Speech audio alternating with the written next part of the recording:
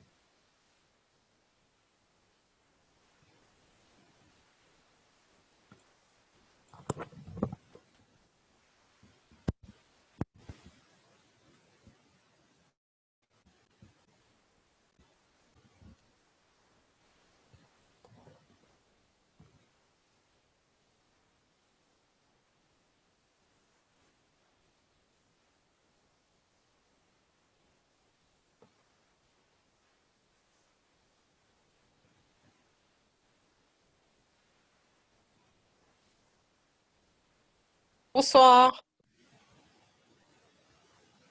Bonsoir. Salut.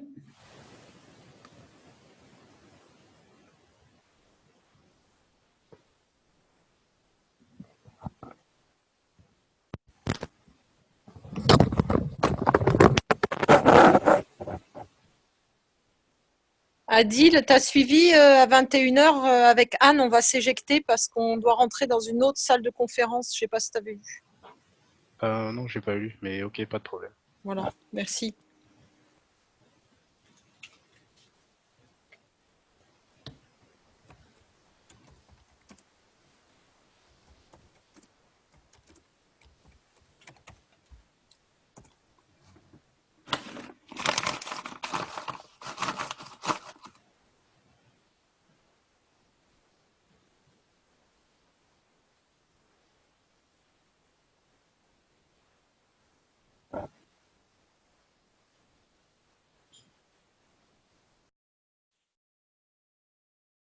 Ok. Bon. Alors, bonsoir tout le monde et merci d'être aussi nombreux, c'est super. Et donc aujourd'hui, ça va être le premier plasma générateur groupe, le premier atelier, on va dire. Donc ça sera animé par moi, Adil. Aujourd'hui, on est mercredi 13 décembre. Voilà. Alors, je vais vous expliquer un peu le fonctionnement, comment ça va fonctionner ces nouveaux ateliers qu'on va mettre en place. Ça va être tous les 15 jours. Donc c'est un mercredi sur 2. On a l'autorisation de la fondation, c'est pour ça qu'on a le droit d'utiliser la salle publique. Et voilà. Alors, comment ça va se passer? En fait, pour aujourd'hui, en tout cas pour ce soir, ce qui serait bien déjà, c'est de voir déjà, on va déjà, comment dire, voir les étapes, comment on peut faire. Donc ça veut dire que déjà, on va essayer de comprendre que peut avoir l'impact du générateur en fait sur nos vies et qu'est-ce que ça peut avoir comme impact au niveau de la planète. En fait, quand on fait ça, on prend notre responsabilité. Ça veut dire qu'on va pas y aller à fond et essayer de trouver une solution et de sortir et de partager à tout le monde. C'est pas comme ça que ça va se passer. Quand on va réussir à trouver un plan qui va marcher pour tout le monde, ce qu'on va faire, c'est qu'on va déjà l'envoyer à la fondation pour validation. Et après, il faudra voir avec Kesh quand on pourra diffuser l'information. Alors, pourquoi ça va se passer comme ça? En fait, ça va se passer comme ça parce que je vous donne un exemple très simple. Si disons que dans 15 jours, on a réussi à trouver un schéma de Magraph qui fonctionne pour tout le monde. Donc un générateur hors ligne et qui fonctionne pour tout le monde. Et qu'on décide donc de le diffuser et que tout le monde puisse le fabriquer et tout ça. En fait, ce qui se passe, c'est que on va faire couler tous les fournisseurs d'énergie, donc d'électricité, déjà dans la France. Déjà en France, on fait couler tout le monde. En fait, ce qu'il faut savoir, c'est que toutes ces entreprises comme EDF ou EDF principalement, en fait, ils ont des crédits en cours dans des banques. Et donc, s'ils n'arrivent plus à rembourser leurs crédits, parce que vu que nous, on aura sorti le générateur, bah, les banques, eux, ils vont faire faillite parce qu'ils n'auront plus d'argent. Et en fait, c'est une réaction en chaîne et ça va entraîner beaucoup d'événements. Donc, pour éviter, on va dire, toute cette catastrophe, c'est pour ça qu'on passe déjà par la fondation et voir à partir de quand on pourra le diffuser. Alors, est-ce que déjà tout le monde comprend ça et est-ce que vous avez des questions sur le principe?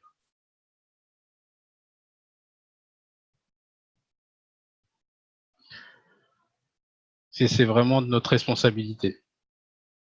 En fait, on va travailler dessus, mais on peut pas travailler inconsciemment dessus. On peut pas être égoïste et travailler que sur le générateur pour l'avoir.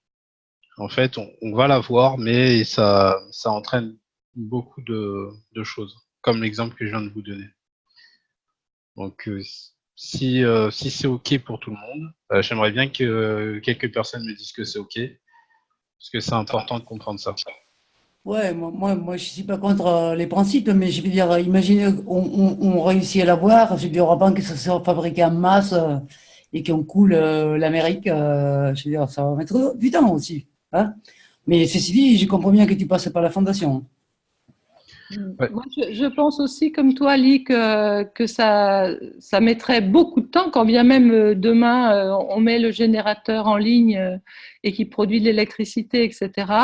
Ça n'ira pas plus vite que les thérapies qui soignent les cancers actuellement et qui sont étouffées par les lobbies des médicaments. Tu vois, les thérapies qui fonctionnent. Donc, avant qu'un générateur artisanal comme ça arrive à mettre à mal des gros trusts d'énergie du monde, je pense que ça mettra quand même un certain temps et ça laissera le temps à ces grosses sociétés de se retourner. Très franchement, je le pense, parce que si tu veux, des thérapies pour le cancer, hein, pour d'autres maladies, il en existe plein. Hein, mais les gens, ils n'y vont pas parce qu'ils n'y croient pas, parce qu'ils sont dans l'optique d'une tu vois, il n'y a que la médecine qui soigne. Actuellement, les gens, ils pensent pour l'énergie la même chose. Tu crois pas? En fait, si on regarde comment s'est développé le Magrave, là c'était juste pour des économies d'énergie, c'est allé assez vite quand même, Ouais, à travers le monde. mais c'est marginal. Moi, je vais te dire, autour de moi, dans mon milieu, je connais personne qui a un magrave chez lui. Je parle sauf à travers les gens il y en a très peu.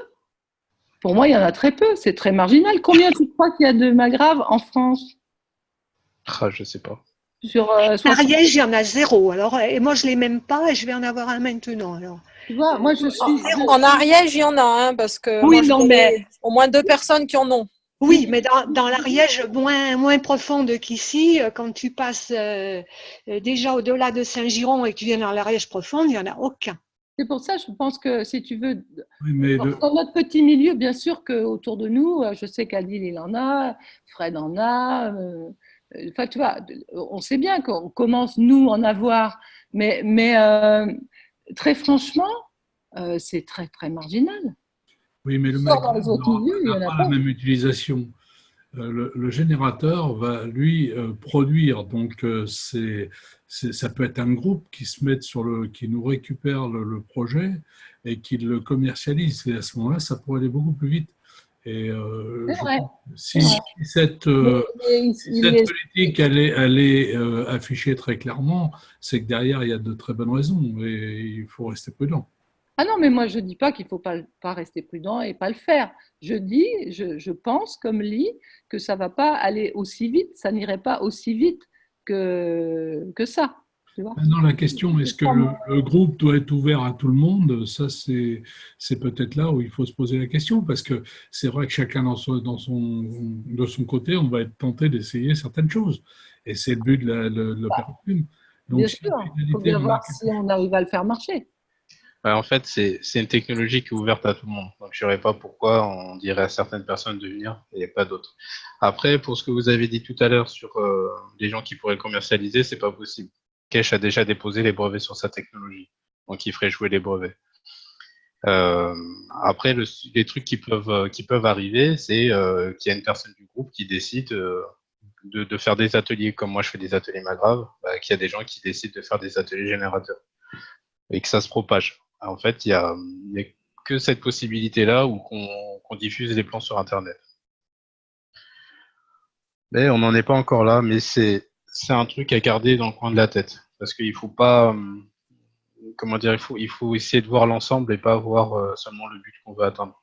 Oui, mais moi, je ne suis pas contre cette idée de ne pas le diffuser, enfin de ne pas le divulguer ou que ce soit tout de suite efficace. Mais ce que je veux dire juste, c'est que je pense que ça n'irait pas aussi vite. C'est tout ce que je dis. Hein. Après, ouais, d'accord, pas de problème.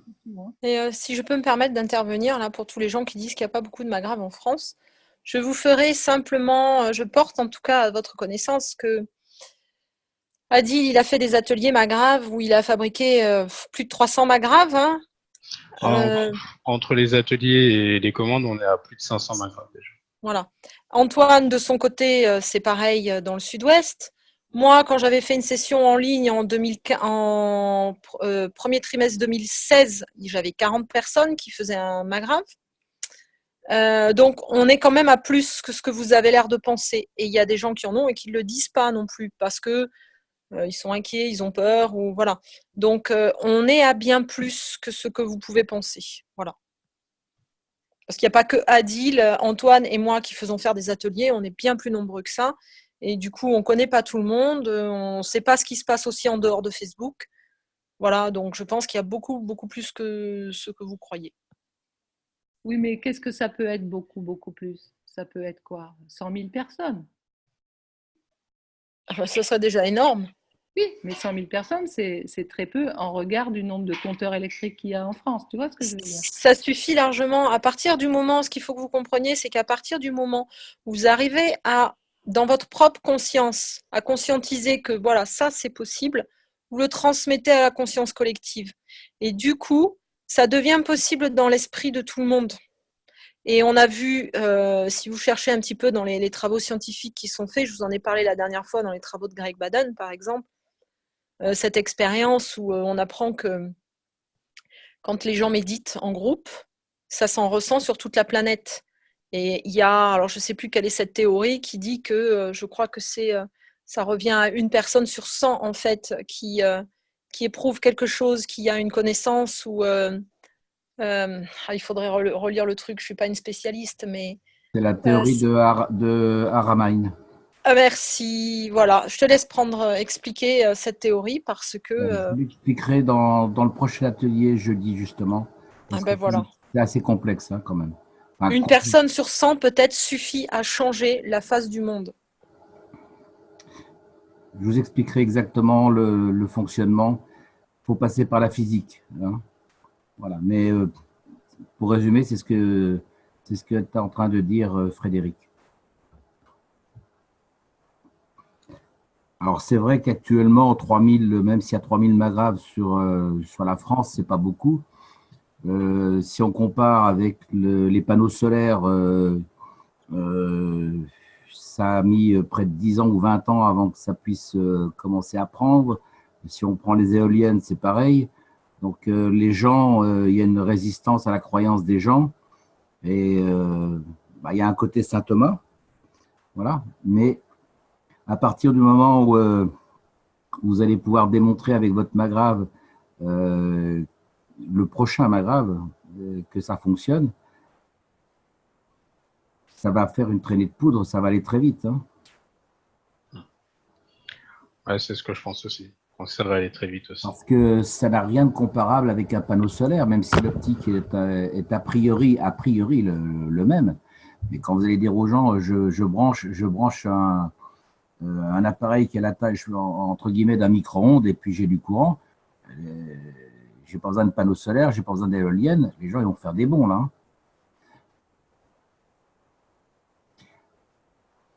Donc, ça peut aller très vite, comme ça peut faire comme pour les panneaux solaires, qui est une résistance par rapport aux croyances.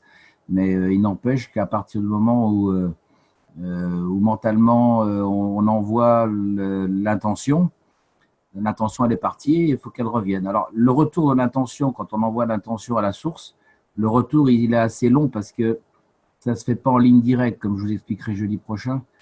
Ça se fait un petit peu en zigzag, ça passe par tous les protons, voilà, donc il y a un temps de latence. Ensuite, il faut que les gens ils dressent leurs antennes pour qu'ils captent. Nous, on va capter tout de suite, mais les autres, il leur faudra un petit temps pour capter. Mais ça peut aller très vite, comme ça peut demander un certain délai. Donc, dans l'hypothèse où ça irait très vite, c'est vrai qu'il faut être prudent. Hein. Il faudrait former tous les électriciens d'EDF à vitesse accélérée. Mais il y a, en ce moment, moi j'écoutais ce matin le discours de Macron, même quoi qu'on en pense, en ce moment, il y a quelque chose qui est en train de bouger, même chez les industriels. Voilà. Donc les industriels, eux, ils pensent toujours de façon monétaire avec leur fameux dollar vert, mais voilà, il y a une conscience qui est en train de bouger. Parce que les gens sont en train de se demander, ils essaient de redéfinir qu'est-ce que l'écologie en ce moment. Donc, si on écoute bien tout le monde est perdu dans cette définition de l'écologie. Qu'est-ce qu'un écosystème? Qu'est-ce que l'écologie?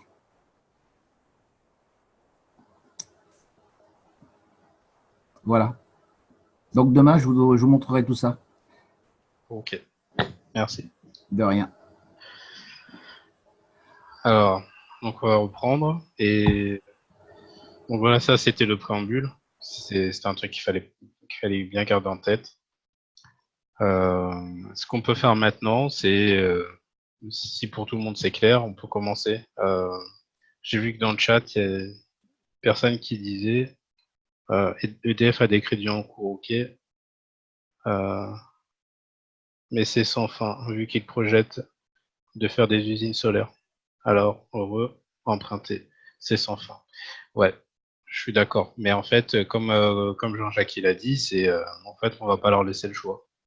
Donc, ils seront obligés de se reconvertir, en fait. Soit de se rapprocher de la fondation et d'ouvrir des usines pour pouvoir faire travailler leurs salariés ou former les salariés pour poser des magraves. Mais en fait, ils n'ont pas le choix. Mais dans tous les cas, ils pourront rembourser leur crédit. En fait, ce que la fondation ou Cash essaye de faire, c'est ils essayent de faire le moins de vagues possible pour pas que l'humanité soit trop perturbée par le changement. Et ils veulent pas aussi créer un chaos planétaire juste pour vous donner cette technologie. Et en fin de compte, on l'aura pas assez développé assez vite et on sera encore embêté, on va dire. Voilà. Alors, je ne sais pas si vous vous rappelez, mais il y a Douglas qui travaille avec la Fondation Kesh, et c'était lui qui avait présenté le premier générateur autonome. Et M. Kesh avait expliqué qu'il y avait, à l'époque où Douglas avait montré son générateur, qu'il y en avait 5 autres sur la planète qui fonctionnaient et qui étaient totalement différents les uns des autres. Donc en fait, ce qu'on peut comprendre là-dedans, c'est que peu importe comment on va le faire, si on a compris le fonctionnement du plasma, ça va fonctionner.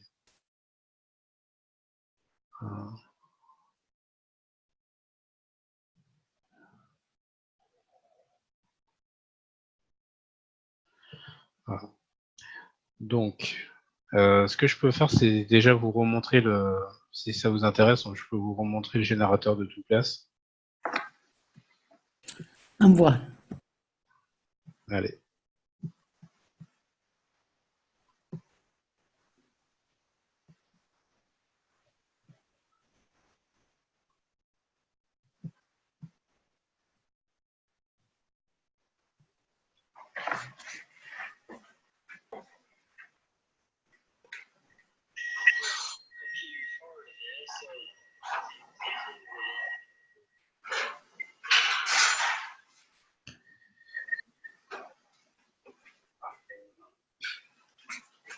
Ok.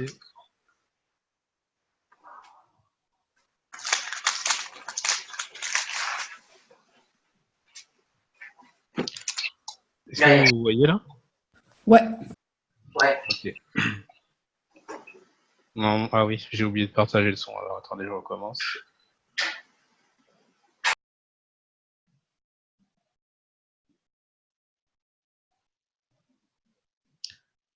Ok.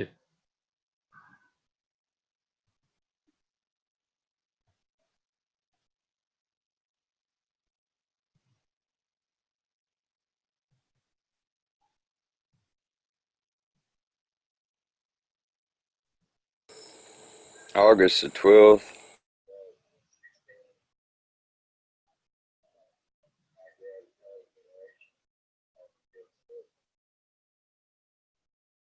Ah, qu'est-ce qui s'est passé?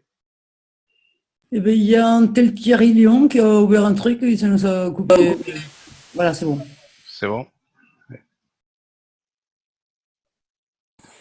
And as you can see, my wire coming from my capacitor here of this refrigerator leads into the load of the capacitors that go through the mag-grav and come back out into the strip here.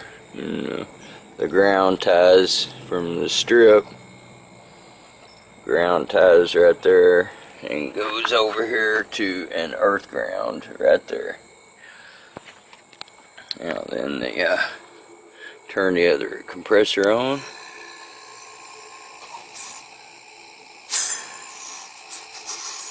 Now we've created a loop, and we can see by my voltage indicator there, we got 121.5. If you've noticed, I've had to put a pair of eye grips on here because this little surge protector is nowhere near capable of the amount of watts that we're going to pull through it. This has a startup capacitance of 700 to 800 watts and a continuous run capacitance of 85 watts. This is a Panini sandwich grilled cheese maker, lights on, and it's 800 watts. This, as you can see, is a 1500 watt fan force heater, and we're gonna turn it on all the way up to 1500, and you can see she's blowing, and it's hot. This is a 45 watt hair straightener, and I ran another load over to here so I could turn on a 1500 watt hair dryer. Might want to push that reset button, maybe. There we go. That's the low setting, that's the high, so we got 1500 watts.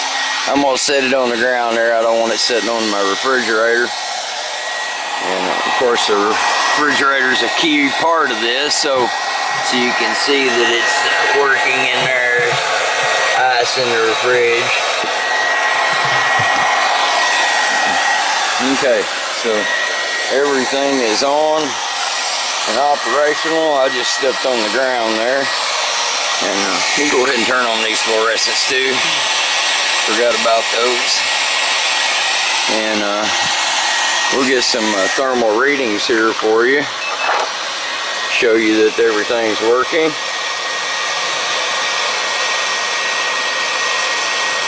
Looks like about 345 degrees on that one.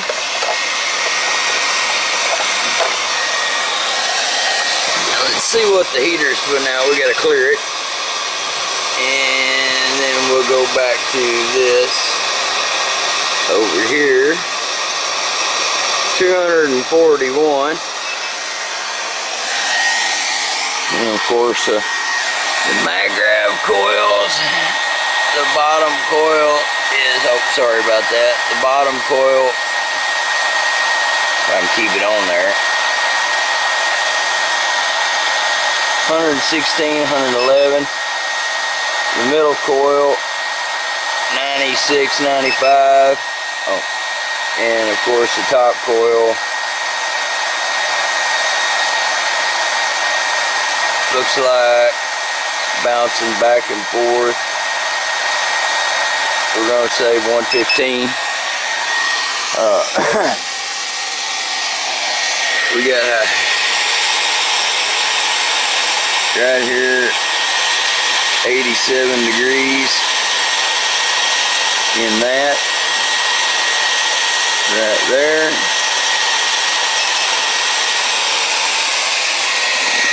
Wires 88, 91 degrees. The hair dryer is still running. The heater's still putting out plenty of heat. We'll come over here.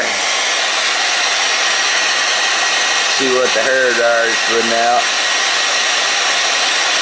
Hot enough for me. 171 degrees there. So everything seems to be fully functional in operation. Like I said, we use the capacitor startup run cap, and it starts the system. And this one makes an infinity loop plugged into the system. That creates the voltage. And if we add up the wattage here, we got 15 and 15 is 3,000, so that's 3 kilowatts. 8, 3,800, 54 to 3854. And let's just call it even 100 on the two refrigerators. So 3954 and 50 on that. So 40, 4K right now. It looks like what we're pulling off this particular unit. You can see I had a piece of matter copper there. It got hot. None of this did though. Look at that, 116 degrees, 104, sorry. And we'll get over here on this, now that it's nano, look, 200 degrees. But you go right here, and you see it starts dropping down. And that's a little bitty 20 gauge stranded wire. But it cools down as it goes through the MagGrav. You can see it's dropped down to 94 degrees. And now that this is nano coated, the next time I fire it up, it will be at a lower temperature. It won't get that high. Like the rest of these, you know, they don't get high, 88 degrees. They've already been nano coated. Once the nano coating process takes over, then it's all it does its own thing from there. Well, anyway, that's more than 4 minutes to show arming, and I'm hot enough out here, and I've got heaters blowing, and hair dryers are going, and everything. We'll leave the lights running. Get there. See, the two compressors are what runs everything. Everything can be taken off of here. You don't have to, as you can see, I've got an earth ground. You don't have to have an electrical source. There's no wires attached anywhere around here at all. You know, see, anybody can see it comes off the compressor right there. There's no wires except for what's on the ground. And that goes to the hair dryer, back down to the strip. Like I said, if it wasn't for those vice grips, we would have never been able to do that, because that little surge protector will only allow so many watts to go through it, and we just pulled 4,000 watts through it, so they're not rated at that. A 14 gauge wire is rated at 1440. And as you can see, this wire is not even hot, and it's a 18 gauge stranded wire. And look at this little bitty wire here. It's a 20 gauge stranded wire, and it didn't melt at all. You know, piece of matter copper got got hot there, but that was something I threw on at the end because I burned a cap earlier. But even with 3 caps, we still managed to pull 4Ks. So, we showed the thermal indication that all the units were working. And as you can see again out here, there's no wires, just an earth ground. I do require a ground. The appliances have their own ground, but they're not earth grounded unless you're hooked into the grid. If you're hooked into the grid, then you've got a ground for your appliances through your neutral. But when you're off grid, you don't have that ground for your appliances. And in order to make these appliances with the start run capacitors to operate properly, you need a ground. So this is the earth ground, and you know, I chose to use a number 8 solid gauge solid copper wire. So this is I hope will satisfy everyone's curiosity and show that the marvelous feat that this unit is available to do. You know, it will perform a specific function, several actually, but one of the main functions is not only the power generation ability, but the ability to carry a massive amounts of current and wattage through nano-coated wires, and through the nano-coating process allows this to become a superconductor, which allows the electricity to travel through here at a higher rate of speed, frequency if you will, so you know, less resistance. If there's no resistance, there's no heat. You know, this is a new piece of wire right here, you know, and it's warm to the touch, but it's not hot anymore. But that's the reason it, you know, became hot, because it was a brand new piece of wire. It hasn't been nano coated yet. So this was, you know, put in here on purpose to show you. You see that none of the rest of that left a mark there. You know, just the one spot right there. I had my knee on that ground, and like I said, the two systems are making electricity right now, so it will give you a little bit of a shock there if you touch the ground on one side. But anyway, I hope this satisfies everybody's curiosity, and peace and blessings to all, and thank you for this wonderful opportunity.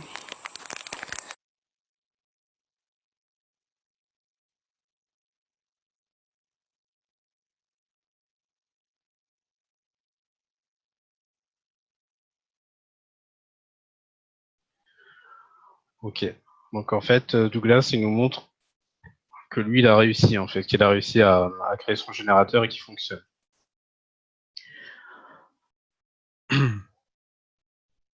Alors, pour faire rapide, en fait, le principe qui va faire en sorte qu'on va avoir de l'énergie,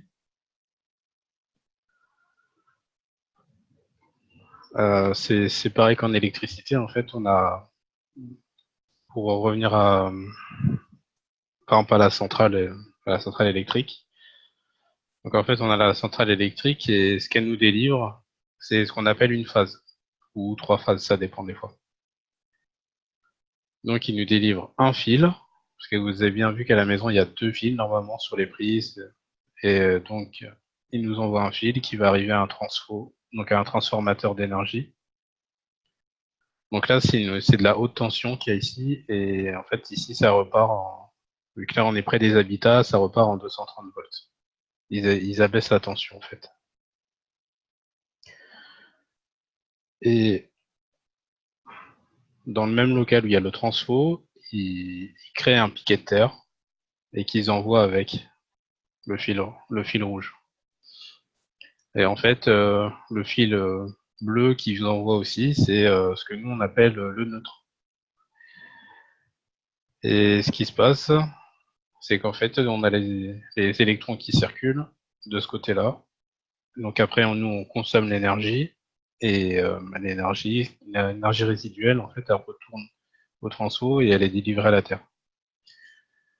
Ça, c'est le principe de l'électricité de base. Et là, ce qu'on vient de voir avec Douglas, en fait, il a son magrave. Et donc, son magrave, lui, il délivre une phase. Donc après, c'est là où on voit qu'il branche plusieurs appareils. Et son neutre, en fait, il le récupère directement de la Terre.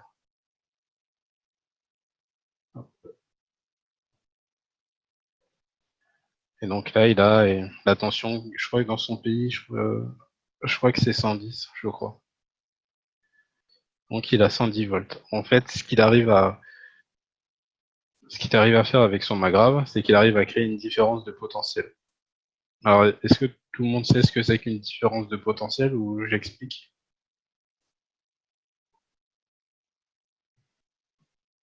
Ça va pour moi.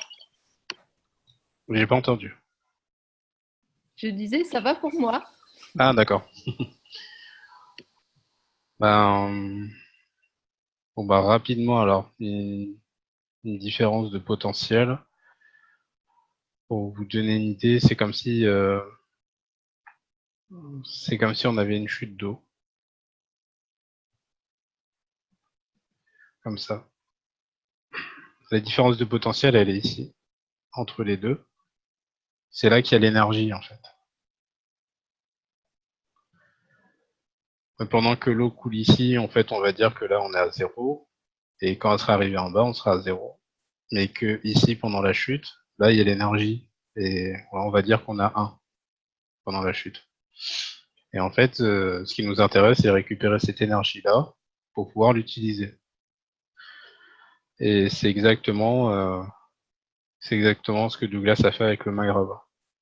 Il a réussi à créer une différence de potentiel, mais qui soit permanente et qui puisse récupérer l'énergie du plasma pour la transformer en électricité et l'utiliser. Donc voilà, donc ça c'est un des principes. Après, il y a beaucoup d'autres magraves et beaucoup d'autres façons de faire. Et tout dépend en fait de ce qu'on a envie de faire. Alors, qu'est-ce qu'on a envie de faire? Est-ce que vous voulez qu'on travaille tous sur un projet commun ou est-ce que vous voulez que chacun travaille de son côté puis que mercredi, dans 15 jours, chacun présente quelque chose? Vous voulez tous qu'on travaille sur le même projet et que pareil, on présente quelque chose dans 15 jours?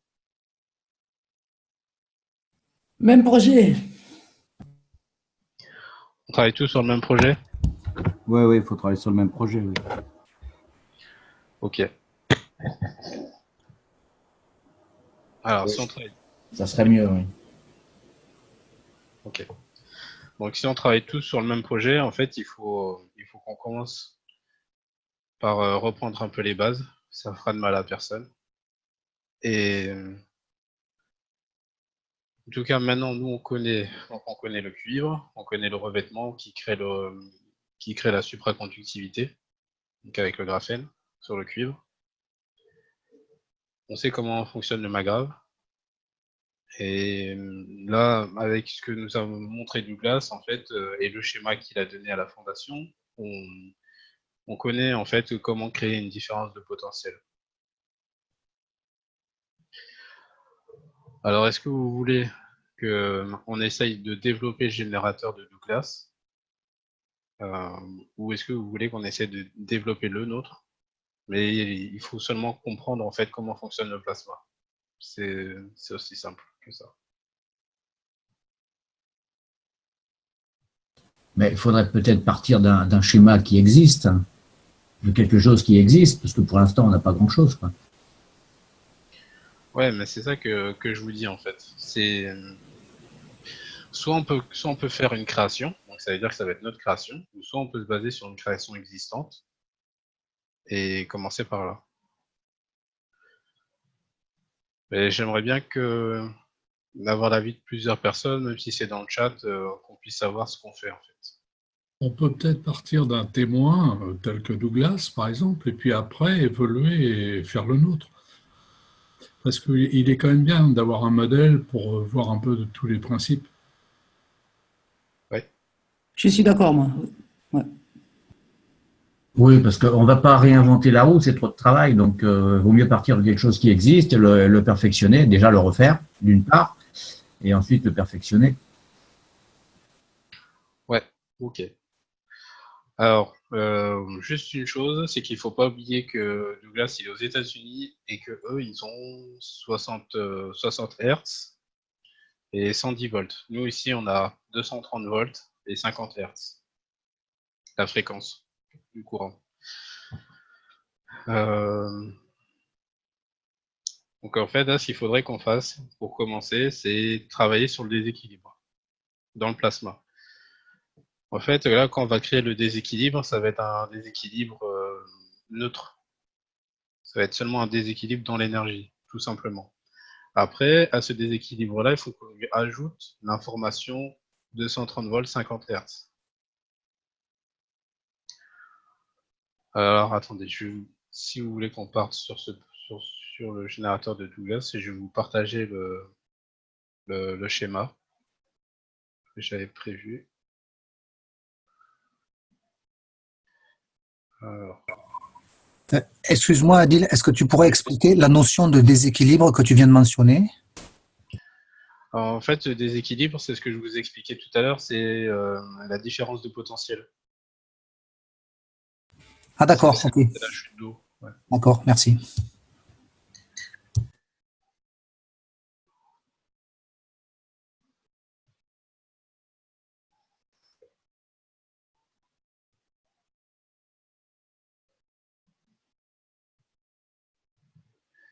Ok, c'est bon, j'ai tout pris.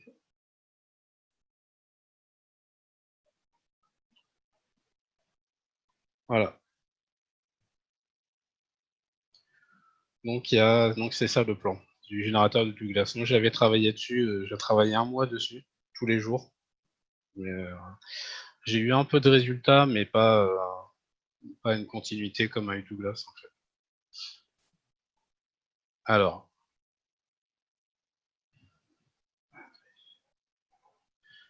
donc en fait là, donc dans l'encadré jaune, là ce qu'on voit c'est que donc on a la batterie. Donc là on a le chargeur de batterie, on a la batterie, on a un moteur qui entraîne une pompe.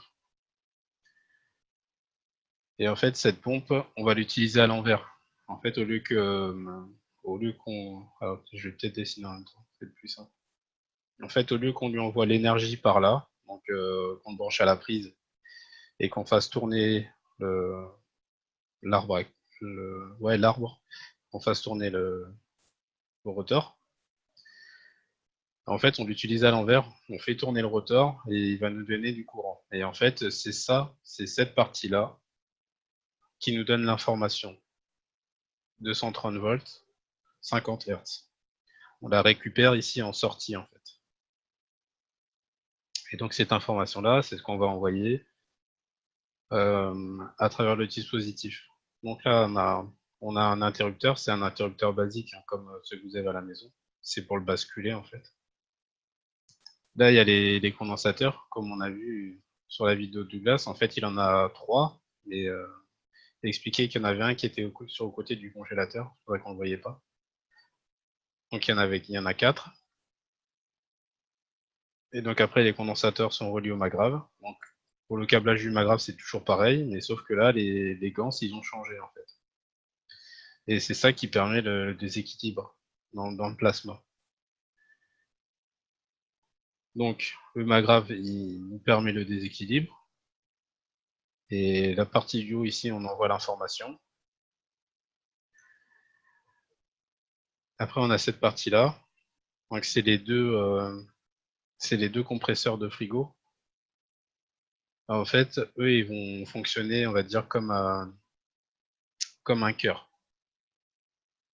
Alors, je vous explique. En fait, là, quand on va lancer l'énergie. Et si vous avez des questions, n'hésitez pas à me couper, hein. Oui, je peux te poser une question là. Quand tu as dit c'est Michou donc, Oui. quand tu as dit les gants sont changés, ils ont changé par rapport au dessin qu'on voit ou bien par rapport au premier magrafe? C'est ça que tu voulais dire? Ah, en fait, je vais dire que là, dans les recherches de Douglas, lui, il a fait des recherches pour savoir comment on pouvait faire un déséquilibre. Et c'est pour ça qu'il utilise 3 gants différents. Mais c'est toujours les mêmes, quoi. C'est le CH3, le CO. D'accord. et le Il CO2. n'a pas mis le même à chaque étage. Voilà, c'est ça. Ou un mélange des trois à chaque étage. Ouais, c'est ça. Merci. Avec plaisir. Et donc, l'information, elle est donnée par la pompe, comme on avait dit au départ. Mais quand on va basculer le circuit, en fait, on va couper la pompe. On ne sera plus alimenté par la pompe, mais on sera alimenté par les deux compresseurs de frigo. Et en fait, les deux compresseurs de frigo, vu que c'est pareil et qu'ils fonctionnent en 50 Hz et 230 volts, en fait, ils vont se renvoyer une quantité d'énergie qui va les faire fonctionner en permanence et ce qui va nous permettre de garder l'information. En fait. Donc, on aura toujours l'information et donc, après ici, l'information sera envoyée là et on pourra brancher en fait les appareils qu'on veut utiliser.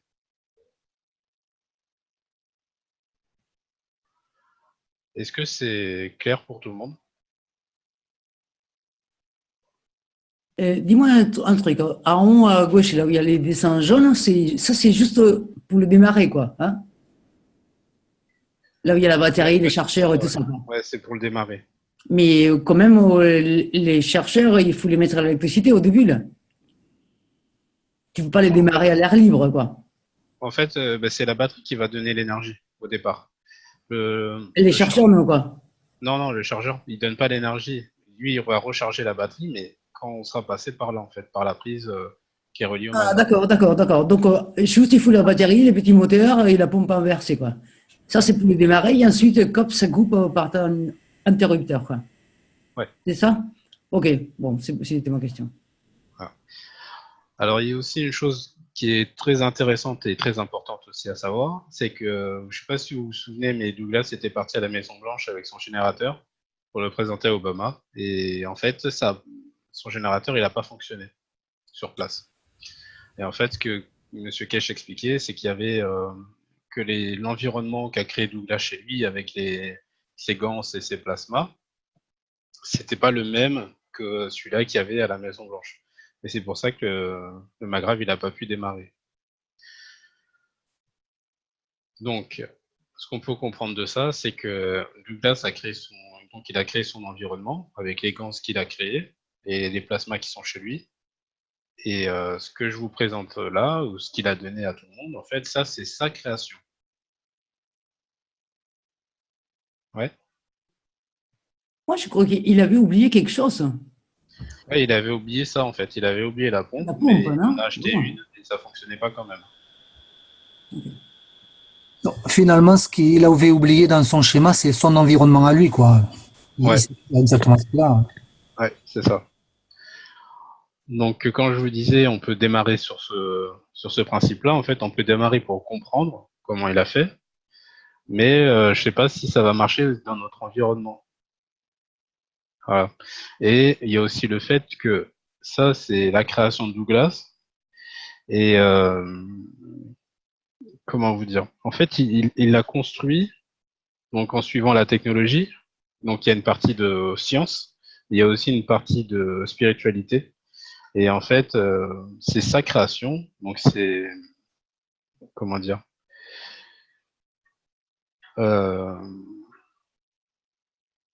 C'est lui qui lui donne vie, entre guillemets. Je sais pas je sais pas si vous avez compris ça. Mais en gros, c'est lui qui lui donne vie à sa création. Ouais, mais enfin, il l'a pas fait pour lui, hein. Et il l'a fait parce qu'il voulait tester, voir si ça fonctionnait. Moi, ce que j'ai compris, Adil, c'est que il n'a pas pu le mettre en marche parce qu'il avait pas son petit moteur, donc il n'a même pas pu le tester. Il ne peut pas en tirer de conclusion, de ce que j'ai compris. Mais moi, ce que j'ai compris aussi, c'est qu'après, il en avait acheté un, mais qu'en fait, Kesh lui a expliqué que c'était pas les mêmes environnements, donc du coup, il n'aurait pas pu le démarrer, en fait. Et la vidéo que nous avons vue tout à l'heure, il l'a fait après alors. Ça, c'était chez lui, en fait. C'est la vidéo qu'il avait postée. Mais après avoir passé la Maison Blanche? Non, je crois que c'était avant. Je pense que c'était Avant. avant ça. Hmm. Il existe d'autres magraves comme ça qui fonctionnent tout seuls ou il y a que c'est celui-là? À l'époque où Kesh en avait quoi? À l'époque où Douglas a présenté le générateur, il y en avait 5 autres qui fonctionnaient dans le monde, avec des autres façons de fonctionner. Et on peut pas les comparer, là, voir si on trouve quelque chose? Alors je peux vous en montrer un autre, mais après, il y en a pas, ils en ont pas montré énormément parce que ils voulaient garder le secret, on va dire. Et j'en ai un autre, je peux vous montrer.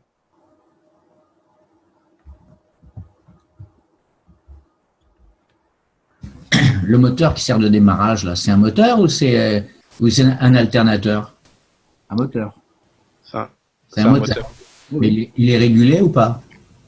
Parce qu'il donne l'information de 110 volts 60 Hz, mais ça a été. Le moteur, il est inversé par rapport à la pompe, donc il agit comme un alternateur, oui. Comme un générateur, en fait. Un générateur, comme un électroaimant, en fait. Hein. Oui. Ouais, c'est ça. Voilà, donc ça, par exemple, c'est un autre générateur autonome. Après, le problème, c'est que sur cette photo, on voit pas s'il y a la Terre ou pas. Mais on voit rien sur celui-là. Je l'avais vu, mais on voit rien. Donc, on voit rien, mais on comprend en fait. On comprend que ils utilisent ces deux bobines Magrav là pour faire comment ils appellent ça? Oui, pour faire un nœud de connexion, enfin une interaction, un nœud, oui. Ouais, voilà, ils arrivent à faire une interaction entre les deux. Et si j'ai bien compris, je crois que c'est la troisième ici, vu que c'est elle qui est reliée ici. C'est elle qui donne l'énergie. Là, en fait, vu que celle-là, elle est connectée ici, après au condensateur, c'est elle qui donne l'énergie. Ouais. Bah, en fait, non, je crois qu'il n'y a pas de terre, mais je crois que là, c'est relié comme ça, en fait. Ici, et puis là, on sort des condensateurs. Et là, c'est pareil. Là, on a soit 230 volts, ou soit les 110, je ne sais pas de quel pays ils sont. Vu le prix, ça c'est 110. Hein. Voilà, donc eux, ils ont 110 alors. Et puis, ils ne sont pas des boulots de plasma non plus. Ouais. Beaucoup de condensateurs. Donc. Et puis la Terre, on s'en fout. La Terre, ce n'est qu'une sécurité, c'est tout. Hein. Non, c'est pas ça. En fait, la Terre, ça. Comment dire, ça permet aussi de récupérer l'information qu'il y a dans la Terre. D'accord. Non, parce qu'au niveau électrique, la Terre, ce n'est qu'une sécurité. Hein. Il y a la phase et le neutre. Hein. Et après, la Terre, c'est une sécurité, c'est tout. Hein. Faut pas qu'on prenne trop de jus. Oui, celle qui est à la maison, oui. Ouais. C'est comment, là, on travaille comme en géothermie, si tu veux. On travaille avec un gradient de température. En géothermie, on travaille avec un gradient de température. Et là, la Terre, elle sert de gradient entre le champ électromagnétique Magrav de la Terre et le milieu aérien. D'accord. Donc on n'est pas dans l'électricité comme tu l'entends habituellement. Oui, mais enfin au final, on sort quand même de l'électricité, donc il y a certaines règles aussi quand même à... Non, c'est pas les mêmes. Oui, mais on va quand même brancher des appareils électriques. Bien sûr, bien sûr. Voilà. Mais la Terre, tu vois, elle n'agit pas en tant que sécurité, elle agit en tant que captation pour créer un gradient d'énergie. Oui, d'accord, d'accord.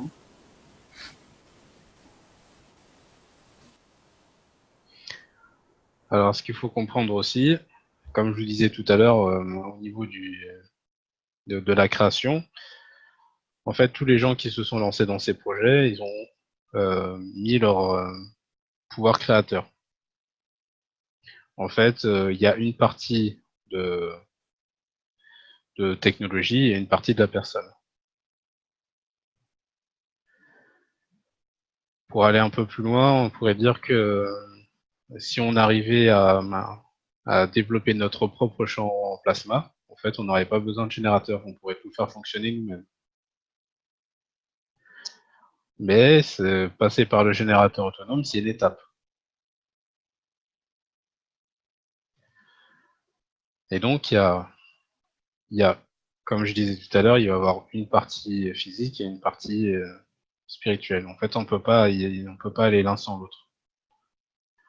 Même si, je vous donne un exemple, hein, même si vous êtes à fond dans la science et que vous arrivez à créer le générateur, mais seulement avec des relevés scientifiques, vous avez quand même mis l'intention dedans, en fait. Parce que vous voulez le créer. Vous voyez ce que je veux dire?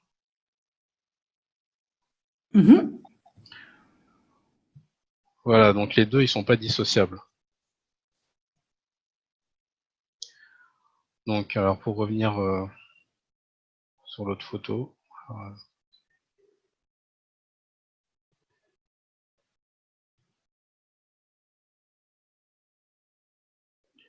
Hop.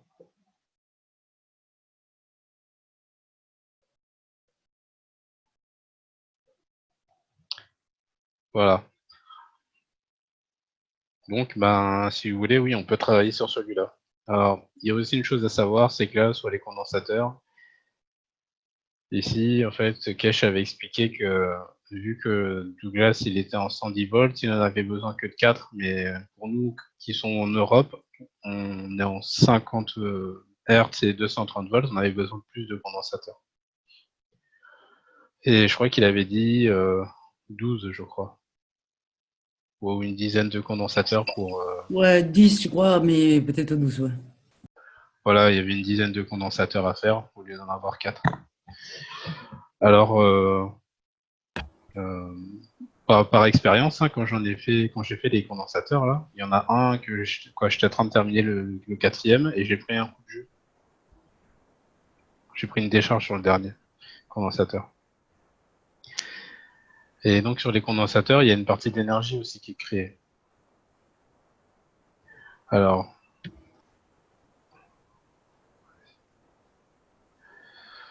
voilà. Où est branché la Terre là, excuse-moi.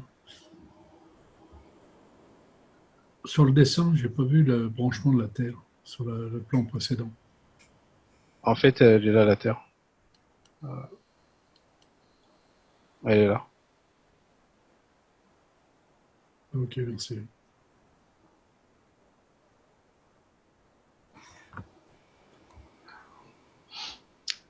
Ouais.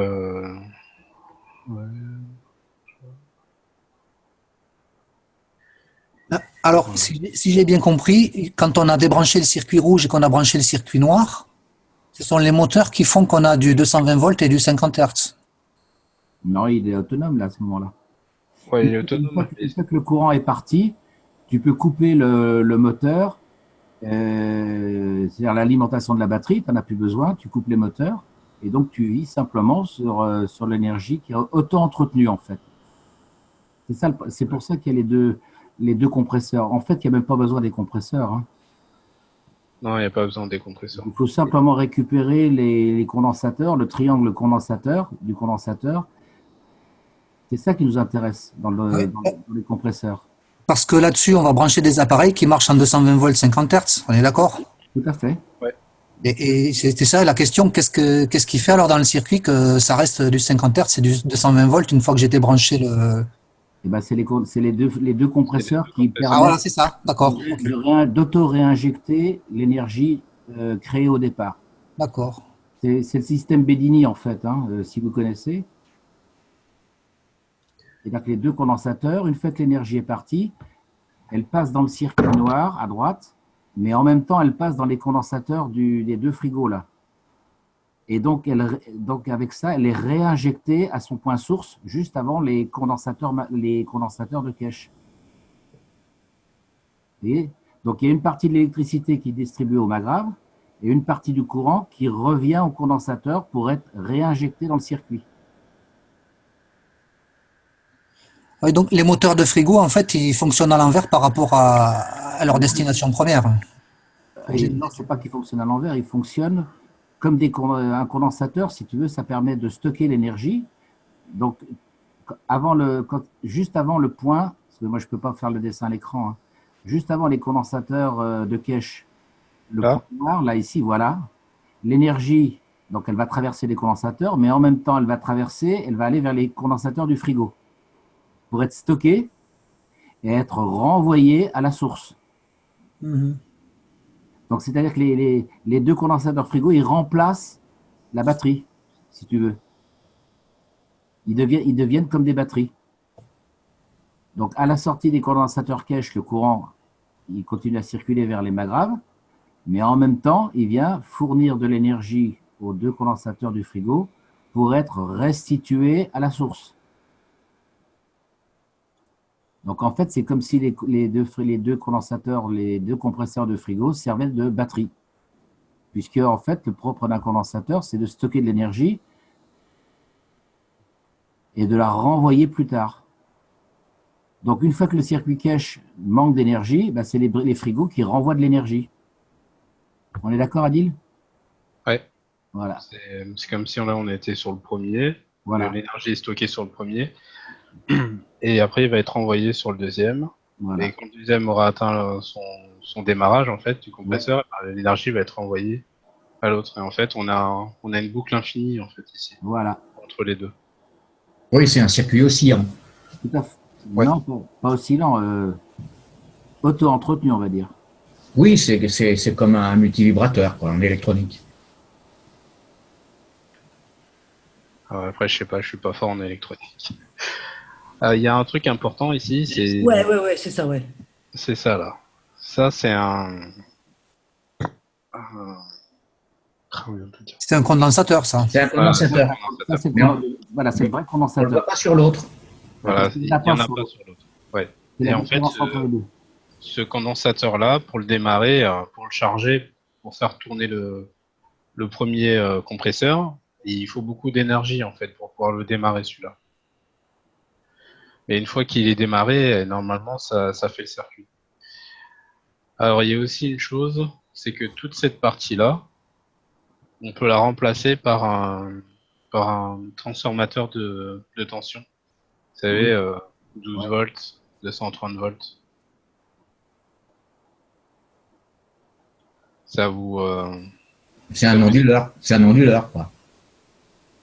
C'est les transos que tu peux acheter, tu sais, qui se branchent sur un allume-cigare, et puis de l'autre côté, on peut brancher des prises.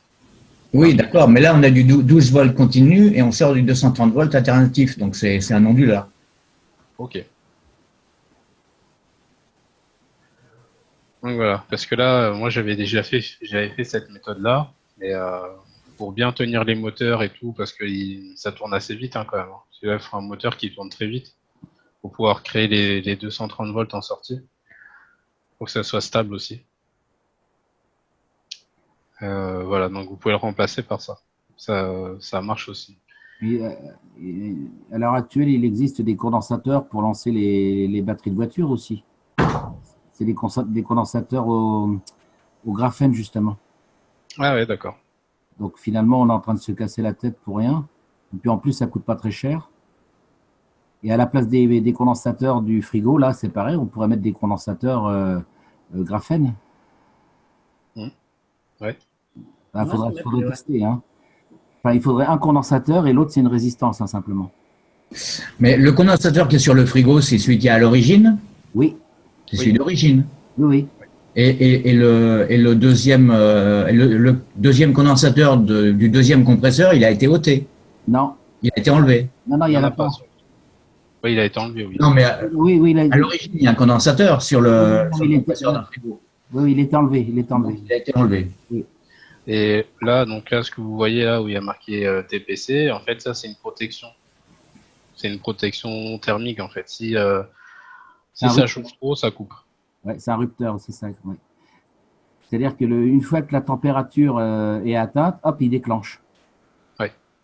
Donc, en fait, c'est lui qui sert à accumuler, c'est un calculateur de quantité d'énergie. Quand l'énergie est suffisante, en termes de chaleur, le condensateur se charge. Ouais. Faudrait que j'essaie de vous trouver un schéma de ce que Bedini avait fait, parce que c'est vraiment ça, ce principe.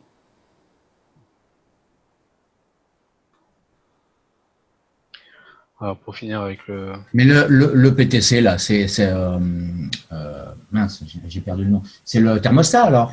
Oui, c'est une sorte de… Oui, c'est ça. Hein, c'est le thermostat qui est dans le frigo et qui coupe le moteur une fois que le frigo il atteint sa température. Tout à fait. C'est ça? Oui, oui. Ah, c'est pas un disjoncteur, enfin, c'est pas un fusible, quoi. Non, non, c'est pas ça. C'est un bilame qui réagit à la… Voilà, c'est Ouais, voilà, c'est un binôme. Oui, on est d'accord. Et donc là, en fait, c'est pas le même parce que là, il va couper quand il sera à une certaine température qui sera différente de celle du frigo. Oui, mais le but, c'est qu'ils réagissent à la température du circuit, en fait. Oui, d'accord, mais quelle température alors? En fait, dans le compresseur, tu as un bobinage. Tu as un stator et un rotor. Et donc, quand le stator il chauffe de trop, en fait, ça coupe. Oui, donc c'est pas le thermostat qui est dans le frigo, c'en est un autre. C'est un thermostat de sécurité, ça. Ouais, ça, c'est une sécurité. Et en fait, si tu veux, ton moteur, il peut s'emballer. Tu vois. Et s'il s'emballe et qu'il chauffe, et ben, en fait, la protection coupe. Oui, oui, d'accord. Donc, il est réglé à une certaine température, à 40 ou 50 degrés, une température de sécurité. Ça n'a rien à voir avec les 4 degrés qu'il y a dans un frigo. Non, non. Non.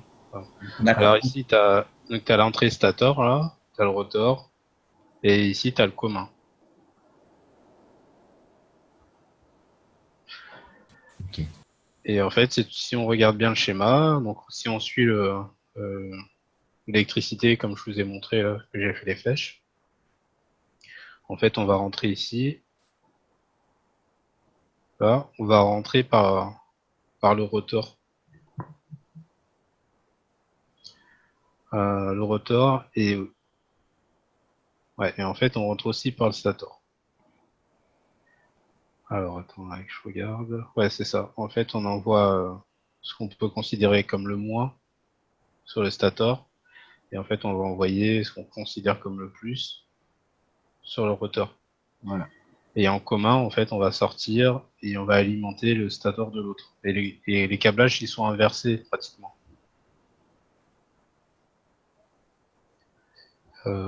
Quoi, pas vraiment, non, je me suis trompé, on ne va pas dire inversé. Mais on va dire que là, c'est le commun qui va alimenter l'autre compresseur, voilà, qui va alimenter l'autre compresseur. Et en fait, on va sortir pareil en commun ici.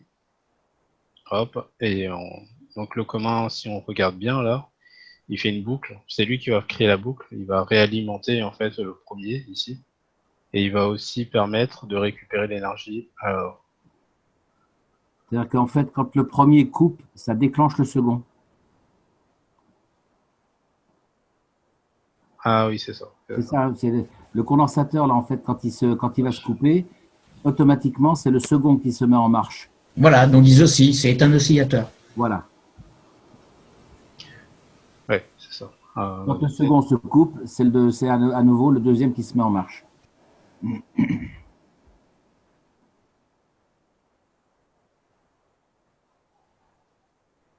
Mais comme le premier, il a un condensateur, donc pendant que le deuxième se coupe, le condensateur se recharge. Une fois qu'il est rechargé, il coupe pour donner naissance au deuxième. Quand le deuxième se coupe, c'est le premier qui se remet en charge. Ah oui, non, mais là, j'ai besoin d'une petite précision. Hein. Oui, parce que en fait, bon, c'est du 50 Hz. Donc, le condensateur du premier, de celui du bas, là, oui. Normalement, il va pas se recharger quand le deuxième bloc, là, il va se couper. Parce que il faudrait qu'ils oscillent à 50 Hz. Ça, c'est pas possible. En Donc, fait, moi, à mon avis, le premier condensateur du bas, c'est un condensateur de déphasage pour que le moteur il tourne dans un seul sens. C'est ce qui est en principe sur tous les moteurs. Tous les moteurs monophasés, il y a un condensateur et il sert de condensateur de déphasage. Sinon, le moteur, il tournerait un coup dans un sens et un coup dans l'autre. ok. Alors, je pensais que c'était un condensateur qui donnait l'énergie, quoi, l'impulsion. Non, bon, disons, bon, moi je suis électricien, j'ai été électronicien aussi, donc je connais un petit peu plus la technique dans ce domaine-là. Il faudrait que je revoie un petit peu les générateurs, comment ils fonctionnent, j'ai un peu oublié, mais à mon avis, c'est ça. Ok. Nickel. Donc voilà, donc là, comme on a dit tout à l'heure, ça fait un 8. Et en fait, en sortie du 8, on récupère l'énergie. Ouais, donc voilà, ça ressort par là. Il y a une partie d'énergie qui va remonter, donc qui va refaire le circuit, et une partie qu'on va pouvoir utiliser nous. Et ici, là, normalement, on devrait être à 230 volts. Et c'est ici, donc sur cette multiprise, qu'on peut mettre nos appareils de la maison ou brancher le tableau électrique. Et toute cette partie-là, c'est la partie de démarrage en fait. Donc après, dès qu'on a basculé l'interrupteur, toute cette partie-là, on n'en a plus besoin. On peut la retirer. C'est la manivelle. Ouais, voilà, c'est ça. Ouais, c'est ça. Mais on a fait des progrès depuis. Ouais. Et oui, on pourrait mettre un vélo à la place. Oui. Ouais. Qui est-ce qui veut pédaler? Moi. Et les moteurs de frigo, là, on a besoin de toute leur puissance ou c'est simplement une information qui arrive? On a juste besoin de l'information de tension et de fréquence ou est-ce qu'on a besoin de la puissance À mon avis, non. Non, on n'a pas besoin de puissance, non, je pense pas. Donc, on pourrait remplacer ça par un circuit électronique. Ouais, mais à mon avis, Ouais. oui. Ouais. À mon avis, oui. Parce que si c'est une fonction d'oscillation dont on a besoin, on peut remplacer ça tant qu'il n'y a pas de grosse puissance nécessaire. On pourrait à la limite, en théorie, remplacer ça par un circuit électronique, peut-être. Ouais. Ça serait déjà moins gros et... Ouais. Ouais, on pourrait, ouais. Alors, est-ce que tout le monde a bien compris ou enfin, au moins déjà avoir des notions de comment ça fonctionne? En ce qui me concerne, je pense que c'est trop pointu. Tu vois, moi, je connais pas du tout la fonction des compresseurs du frigo, etc. Donc, c'est vrai, pour moi, c'est encore du chinois, mais Bah, pose des questions, hein. On est là pour ça. Hein. oui, mais tu vois, et je crois qu'il faut que j'apprenne des trucs avant pour savoir de quoi je parle. Tu vois, je comprends pas tout, ça c'est clair. Qu'est-ce qu'elle dit? Non, mais moi, je suis dans ton cas, Michou, mais quand même, je comprends en théorie, quoi. Tu vois, je comprends bien comment. Ah ben moi aussi, j'ai compris le Voilà. circuit, j'ai compris tout ça. Maintenant, là, c'est vrai, c'est quand même un peu complexe pour moi, tu vois. C'est sûr. Bah, par exemple, tu veux savoir c'est quoi le rôle du compresseur? Tu vois, même si je devais aller trouver des compresseurs de frigo, je ne sais même pas où j'allais les trouver, tu vois ce que je veux dire.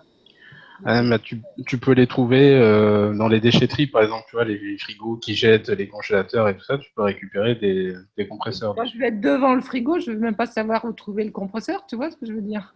Ah, ouais. Il ne faut pas être devant, il faut être derrière.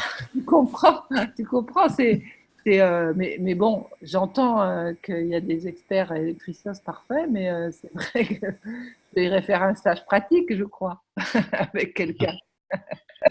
En tout cas, merci beaucoup. Voilà. C'est vraiment Ça, super ce que tu fais. Et que vous faites tous d'ailleurs. Hein. Merci à tous. Donc voilà, ça c'est un compresseur. Bon, là, on n'a pas toute la vue, mais on a la prise là, Les arrivées. extérieure, voilà, les arrivées. Et donc c'est comme on disait tout à l'heure. Donc on a le stator, le rotor et le commun là. C'est comme une prise en fait sur le frigo. Si vous allez chercher à la déchetterie, vous allez voir c'est comme une prise en fait. Il y a juste à retirer la prise si vous avez les trois tétons qui sortent. Et là c'est la terre là. Et c'est quoi le C? Le C c'est les communs. Commun. Quel ça le Ouais. commun? D'accord. Alors, en fait il faudrait un schéma de l'intérieur du compresseur pour. Bon, pour résumer, en fait, c'est pas très compliqué. Dans un compresseur, comme dans tout moteur alternatif, il y a un stator et un rotor. Ce sont simplement deux bobines, comme deux bobines de transfo. Donc, il y a une entrée, le stator, il a une entrée et une sortie, et le rotor, il a une entrée et une sortie. Et les deux sorties sont reliées ensemble, c'est ce qui forme le commun. Voilà, c'est tout simple. Ok, Merci. Si je peux intervenir, Adil.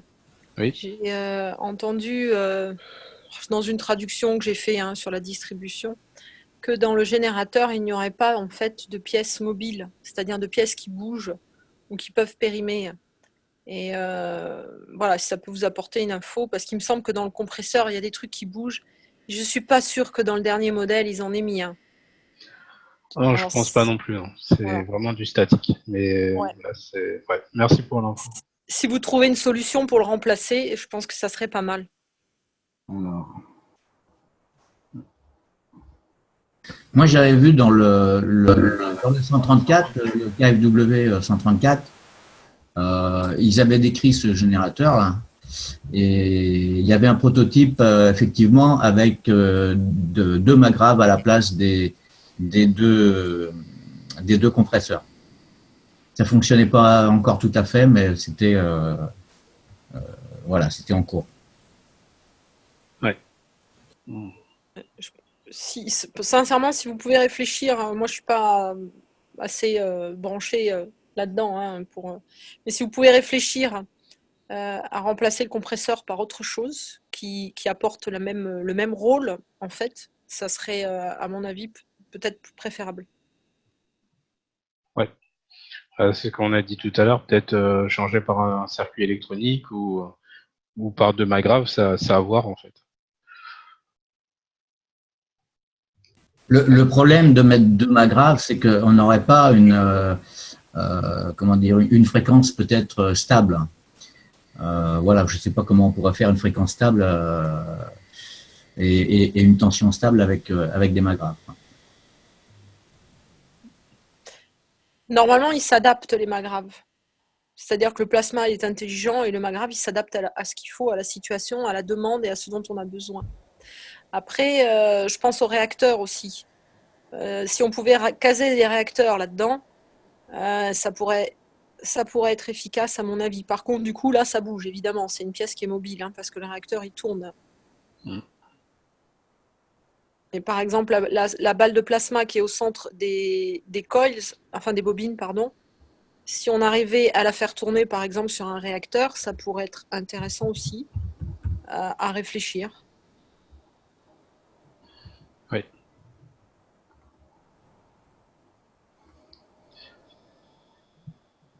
Il y a aussi les condensateurs aussi. Il montre comment ils les fabriquent. Alors, moi, j'ai une question à propos de ces condensateurs, parce que ça, on voit encore que c'est en anglais, enfin en américain, pour du 110 volts. Donc, les condensateurs pour du 230 volts, comment on les construit, quelle dimension, enfin voilà, leurs caractéristiques de construction. On les connaît, celles-là? En fait, ce qui expliquait Cash, c'est qu'on pouvait faire les mêmes, mais qu'il nous fallait au moins une dizaine de condensateurs comme ça. Pas 4, comme aux États-Unis. Ouais, d'accord. Mais on ne connaît pas les caractéristiques électriques de ces condensateurs, en fait. Ça n'existe pas. Ouais, non, moi je suis pas au courant. Il n'y a pas de mesure, voilà. On ne peut pas mesurer la capacité, enfin, certaines choses qui existent dans les condensateurs électroniques. On ne sait pas faire ça. On n'a pas de méthode de calcul, quoi. Ouais, d'accord. C'est empirique, en fait.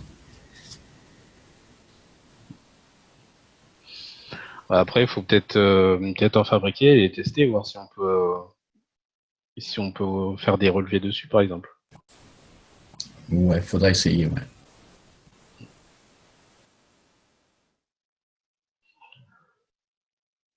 Voilà, donc tout est à dispo et puis il faut qu'on travaille ensemble dessus et qu'on développe, ça serait super. Et est-ce qu'il y a des questions sur ce générateur-là? Ou sur le fonctionnement ou... alors,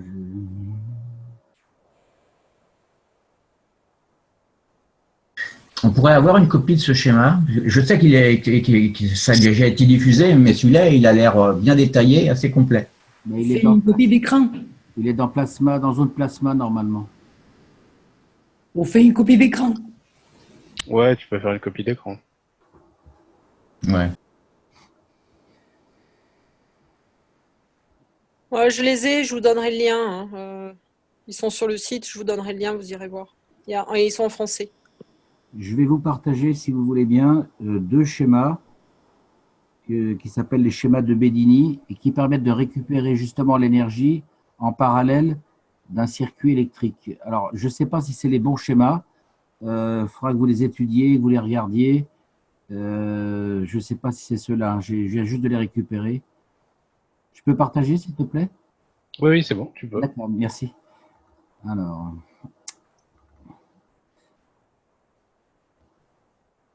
vous l'avez à l'écran là, ça y est? Ouais. Oui, oui. Voilà, alors, si vous pouvez en faire une copie. Ouais, mais c'est vraiment, on voit qu'il n'y a pas les lettres, par exemple. Alors, attends, je vais essayer de. J'arrête, je vais refaire un partage. Je vais essayer de le faire en plus grand. Et Monsieur Cash avait dit qu'il ne fallait pas hésiter à mélanger les, comment on peut appeler ça, pas les techniques, mais les connaissances. Et il avait parlé justement du moteur de Bedini. Ah, quand même? Eh ben, c'est bien, super. Oui, ouais, j'ai traduit un truc là-dessus. Et Je peux pas le faire il en avait plus dit grand, que c'est ouais, excuse-moi, vas-y. les personnes voilà, qui n'hésitaient pas à mélanger qui auraient du résultat. Je peux pas l'avoir en plus grand. Bah, donne la page alors où tu l'as trouvé. Alors, attendez, je vais vous donner le site internet où je l'ai eu. Attendez. Je vais essayer de vous partager ça. Ta, ta, ta, ta.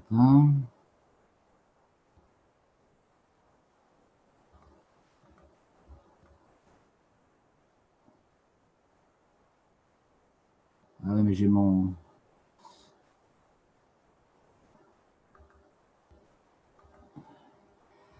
Alors,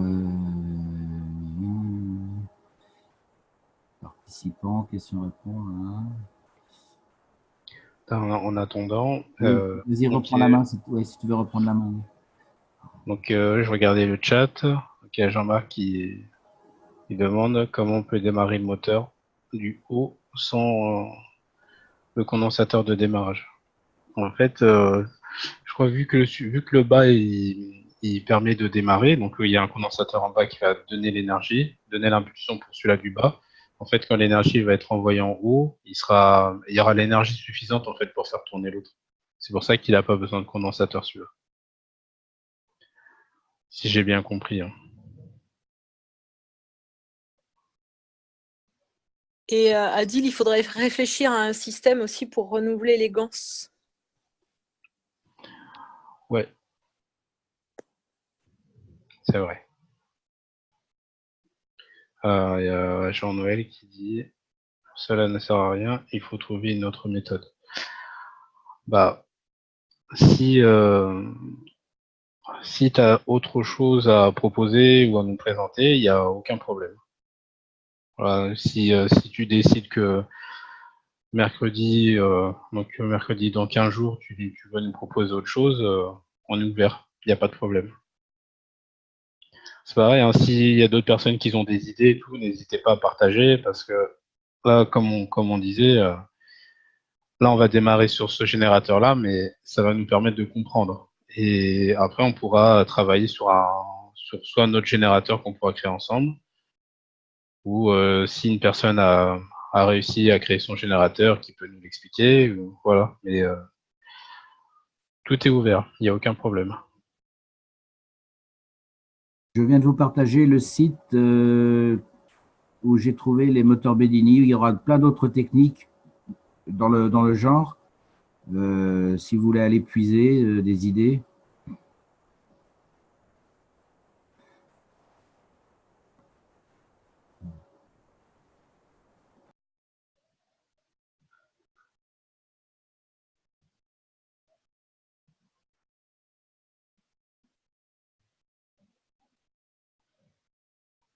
Et tu nous as donné le site et on fait comment pour arriver au moteur? C'est à moi que tu parles, Adil? Oui. J'ai pas compris ta question. En fait, tu nous as donné le site, mais tu nous as pas donné l'emplacement où était le. Ah.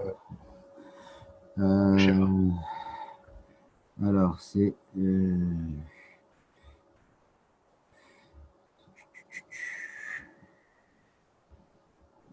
je ne sais plus. Attendez. Je vous redonne le deuxième lien.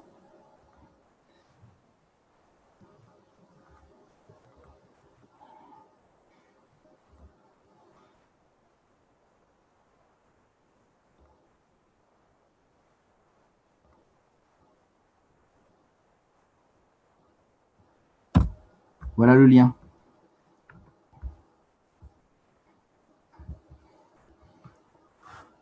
Alors, il y a d'autres liens hein, au sujet de Bedini. C'est lui qui a résolu le problème de récupérer l'énergie de façon à avoir une énergie auto-entretenue. C'est ça le but du système, pourquoi on a mis les deux moteurs les deux moteurs du frigo, voilà, les deux compresseurs. C'est pour ça qu'on les met là. Mais Bedini, lui, il a mis simplement des condensateurs simples, je crois, en parallèle avec un circuit normal. Donc, le circuit produit son électricité et en même temps, il auto-entretient un condensateur qui réinjecte une partie de l'énergie et qui la restitue à la source. C'est ça le principe, en fait. Donc, il faut trouver un autre système. Hein. Moi, je pense que de tout ce que j'ai pu lire dans le passé, c'est Bedini qui avait trouvé la solution. Donc, c'est là, pour moi, c'est là qu'il faut chercher.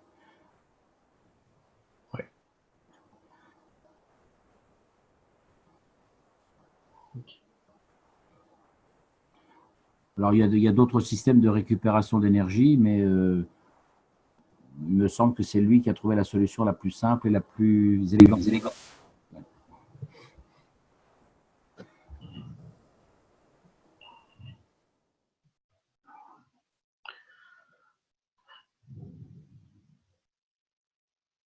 Alors, s'il y a d'autres personnes qui veulent proposer quelque chose, il n'y a pas de problème. Vous pouvez y aller. Les micros ils sont ouverts. Vous pouvez parler.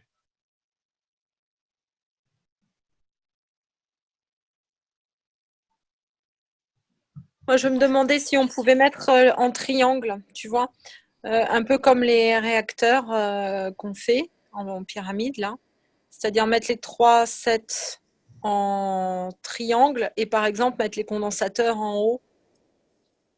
Si tu fais un pack de 10 condensateurs, le mettre au sommet de la pyramide et puis voir avec quelqu'un, par exemple avec Claude, pour faire respecter les nombres d'or, etc. là. Alors, si j'ai bien compris, c'est comme si on mettait donc les 3 bobines, mais en triangle, mais non, et les condensateurs au-dessus. Ouais, je vais dessiner là, regarde, tu vois, on en mettrait une là par exemple, une là au milieu du système, et puis effectivement les condos au-dessus là, au milieu. Tu vois, et tout l'ensemble, par exemple, à un étage en dessous, tout ce qui est la petite pompe, ce genre de choses. La pompe qu'il faudrait remplacer par autre chose aussi, parce que la pompe, ça casse. Ouais, bah, le transfo, c'était pas mal tout à l'heure. Le convertisseur. Ouais. Voilà, bon, ça m'est venu comme ça, une idée. Alors, ce qu'il faut savoir aussi, c'est qu'il y a beaucoup de monde sur la planète qui ont travaillé sur ce générateur de Douglas. Et à ma connaissance, personne n'a réussi à reproduire son générateur. Et est-ce que quelqu'un a des nouvelles de Graviton? Parce que j'ai oublié son nom, monsieur suisse qui développe des pas graves. Paul. Paul, voilà, c'est ça. Est-ce que il a trouvé, lui? Ben, il l'a trouvé, mais il ne partage pas. Ouais. En tout cas, il est bienvenu s'il veut partager. Ouais. C'est sûr. Alors lui, à mon avis, il est passé par la qualité des condensateurs. Je pense qu'il a dû utiliser des condensateurs. Il m'a appelé avant les cours sur le deutérium et le tritium. Il m'avait appelé pour savoir comment faire de l'hélium et du deutérium. Alors, je lui avais dit comment faire à ce moment-là. C'était il y a depuis 8 mois maintenant. Et je pense qu'il a dû passer par des condensateurs avec hélium, deutérium. Donc, il a dû trouver une typologie de condensateurs certainement plus efficace. De même, Ouais. dans ses balles, il a dû mettre du deutérium et du tritium, certainement. Et c'est pour ça. D'ailleurs, je pense que les 3 balles, là, il ne faut plus les remplir avec du CO2, etc. Il faut qu'il y ait du deutérium et tritium. Hein. Oui, j'ai fait une traduction où j'ai été dans un enseignement où j'ai entendu ça, effectivement, mais je ne me rappelle plus si c'était deutérium ou tritium. Kesh a dit Tritium. mettez du deutérium dedans et le tour est joué, je crois, quelque chose comme ça. Alors, ça dépend ce qu'on veut faire. Parce que si vous mettez du deutérium, vous allez solidifier vous allez rendre votre générateur comme quelque chose de solide. Donc, ça va bien pour constituer une protection solide, un plancher solide. Alors que le tritium, lui, va obéir beaucoup plus à nos intentions. Donc, c'est tritium.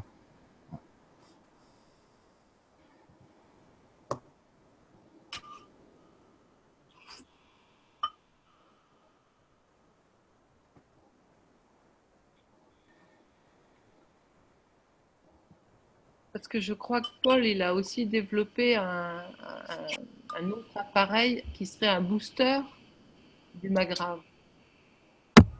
J'ai pas compris. Je dis que Paul de Graviton, là, Oui. il a aussi développé un complément, si tu veux, pour le Magrave, qu'il appelle genre, je crois, un booster, si tu veux, Ah oui. qui permet de... Oui, j'ai vu. Tu as vu ça? Oui. Mais bon, il partage pas. Hein. Voilà, il m'avait appelé. Je pensais Si quelqu'un en a et qui sait l'analyser, tu vois, c'est ça. Parce que il m'avait appelé. J'avais passé près d'1 heure au téléphone avec lui pour lui expliquer parce qu'il savait pas faire. Et bon, depuis, il n'y a pas de retour. Il partage pas, quoi. Donc, il n'y a pas d'échange vraiment. Hein. Dommage.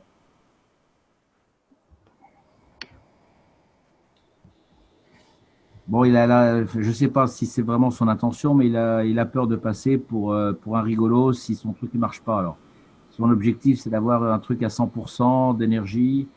Voilà, donc. Et depuis le temps qu'il les vend, donc c'est que ça marche. Hein. Bon.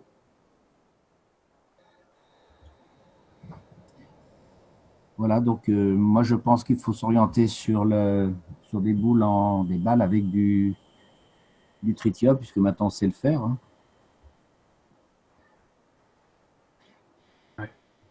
Mais tu ne peux pas remplir les balles avec tritium, c'est un gaz. Oui, quand je dis tritium, c'est le gaz. Hein. Non, un gaz. C'est sous l'état du gaz, pas sous l'état du gaz. Non, le tritium, c'est un gaz.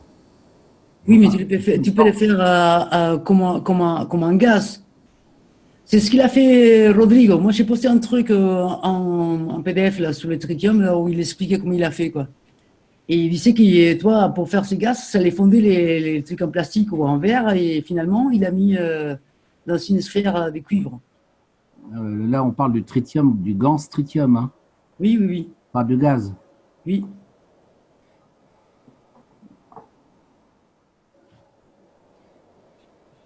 Après, on peut faire des cœurs ici, là, au niveau du 3, du 2 et du 1, là, les petites balles. On peut faire des doubles balles avec de l'hydrogène au centre et du tritium à l'extérieur. Ouais, ça serait une idée. Hein? Ou alors, on peut mettre hydrogène en 2 et puis en 3, on mettrait du tritium. Donc, on aurait une interaction certainement en boucle. Ouais. Bon, là, je dis ça sur le tas, mais il faut réfléchir à ces trois balles. Mais ça ne résout pas le problème, il faut lancer l'énergie. Parce que les 3 balles, là, il est possible qu'en mettant l'hélium et le tritium, l'hydrogène et le tritium, si on les met à la bonne distance, il est possible qu'on réussisse à les faire tourner, justement. Et donc, à ce moment-là, on lance l'énergie. Je ne sais pas si vous vous rappelez de l'expérience où on avait mis les 3 balles dans de l'eau. Je crois que Ouais. c'est Paul Yaoud qui avait dû faire ça, il me semble, au Sénégal ou je ne sais plus où. On avait mis 3 balles et on voyait que les 3 balles, sans rien faire, se mettaient à girer, à tourner sur le plan d'eau.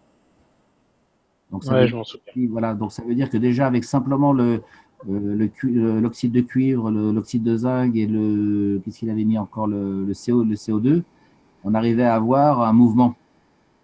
Donc, si les 3 balles sont fixées, donc elles ne peuvent pas bouger, ne pouvant pas bouger, donc elles vont produire du mouvement dans le circuit.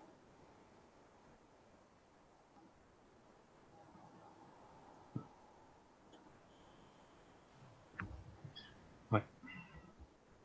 Puisque les 3 balles étant fixées, donc l'énergie des balles va être contenue puisqu'elles sont fixées. Donc il faut bien que l'énergie, le mouvement se produise et va se produire dans le circuit.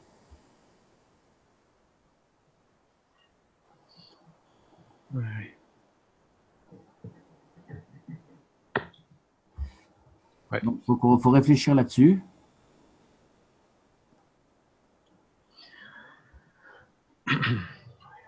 Ouais. Donc voilà, donc, ce qu'on peut faire pour dans 15 jours, c'est déjà, on peut déjà commencer à travailler sur ça, ceux qui veulent commencer à le fabriquer, pour essayer de le tester, ou ceux qui ont compris quelque chose et qui veulent démarrer sur un autre générateur à eux, c'est bien aussi. Et à Et ça serait bien. à la place des condensateurs de cache, bon, qu'on fabrique nous-mêmes, comme il existe maintenant des condensateurs au graphène, bah, le tour est joué en fait. Hein. Ouais. Ça fait longtemps que ça me trotte en tête, mais j'ai plus trop les moyens de faire tout ça en ce moment. Mais ça me trotte en tête depuis longtemps.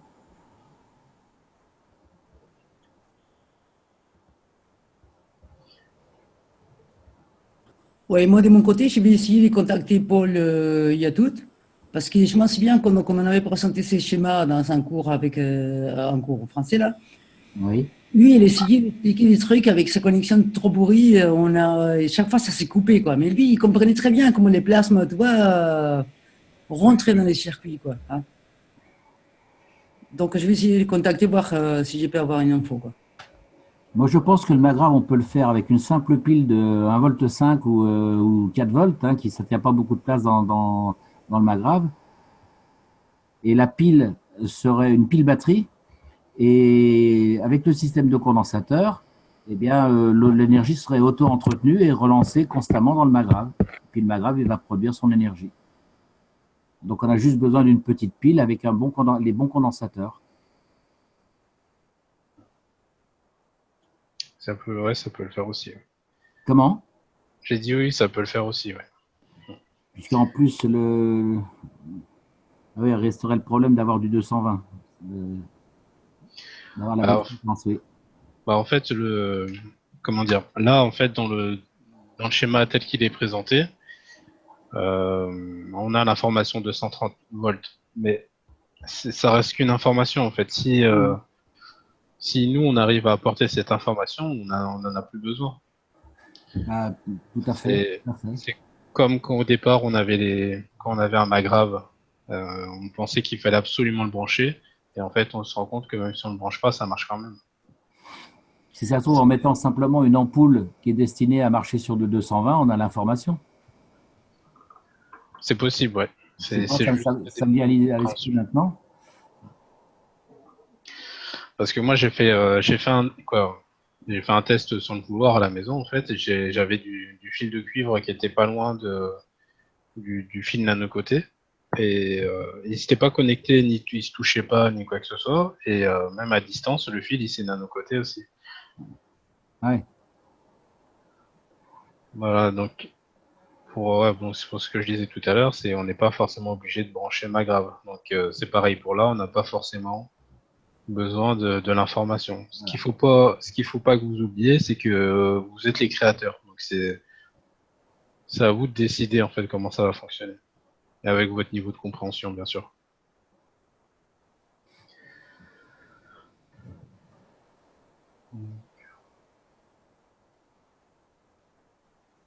Je vais essayer là, cette semaine.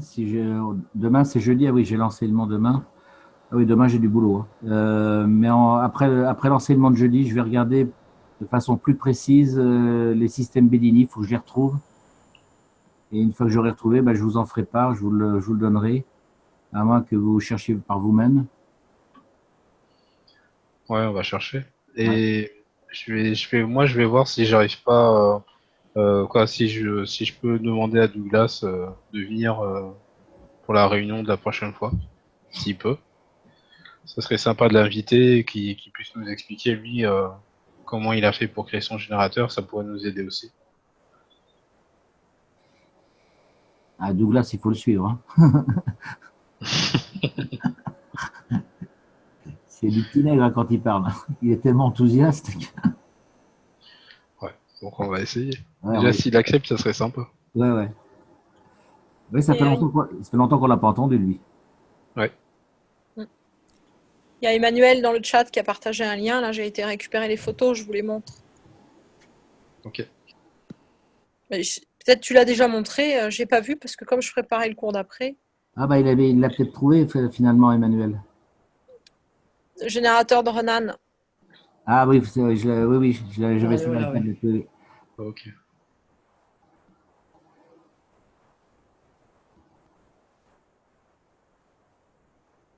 Ouais.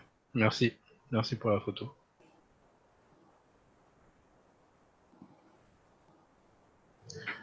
Et il y a 4 condensateurs et il y a 4 batteries condensateurs, c'est ça? Ah oui, parce on est capable de faire des batteries, donc je sais pas pourquoi on se casse la tête, hein.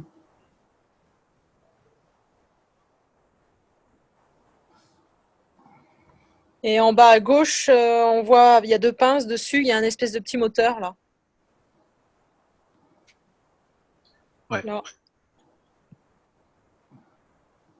Oui. Et il n'a pas de boule de Gans non plus, là. Non. Et Renan, c'est pareil. Bon, il est très très occupé. Ça m'étonnerait qu'on l'ait, mais enfin, on pourrait lui demander s'il accepterait de venir expliquer. Ouais, ce serait sympa.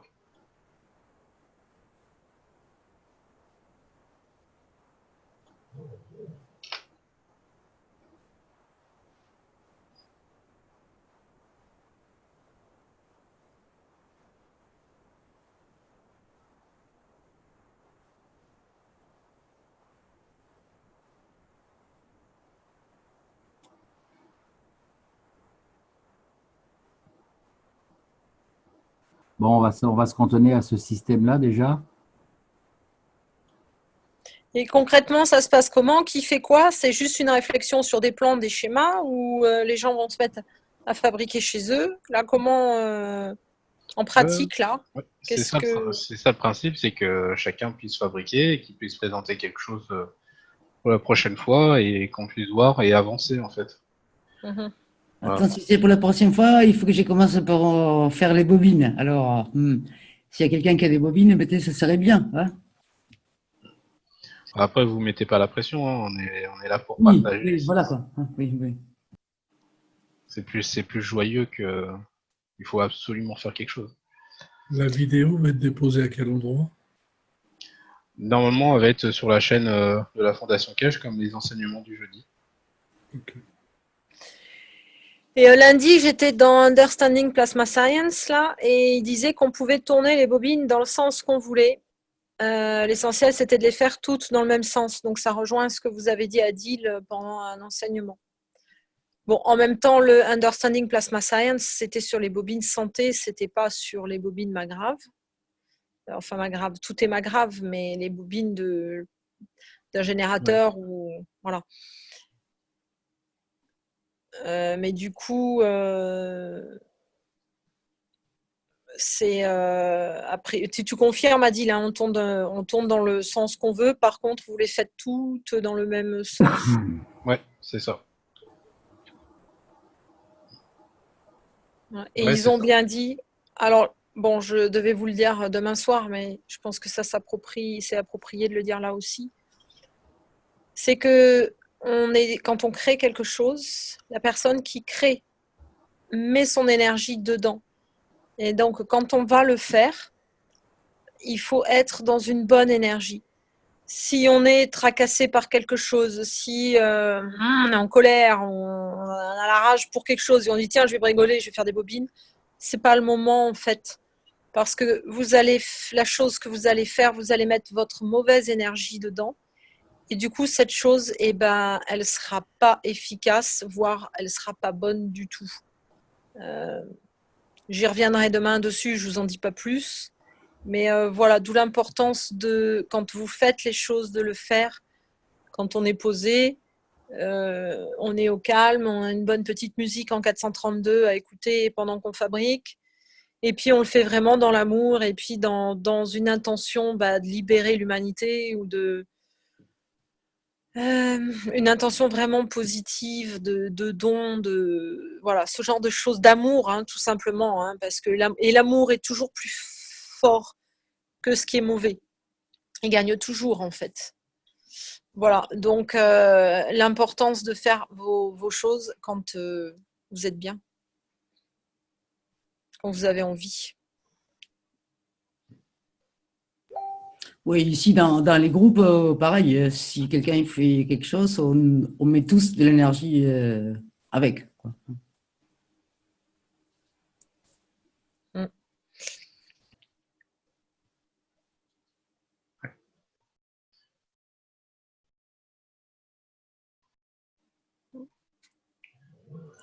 Et à partir du moment où il y a le groupe qu'on est là, on est une trentaine, si on est persuadé que ça va fonctionner, si on est persuadé qu'on va trouver une solution, qu'on va y arriver, qu'on a déjà trouvé la solution en fait, on a la solution, ça marche déjà, et si avec nos cœurs on envoie ce chant dans l'espace, ça fonctionne.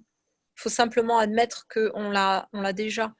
Et en plus, on envoie ça dans la conscience collective et du coup, c'est admis par tout le monde et en fait, l'histoire change sans même qu'on s'en rende compte et peut même s'inverser parce que tout le monde l'a admis, c'est comme ça, c'est dans la conscience collective.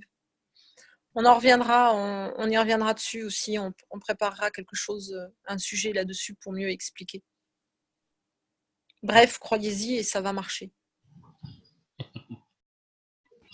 Moi, je ne serais pas là si je ne croyais pas, hein.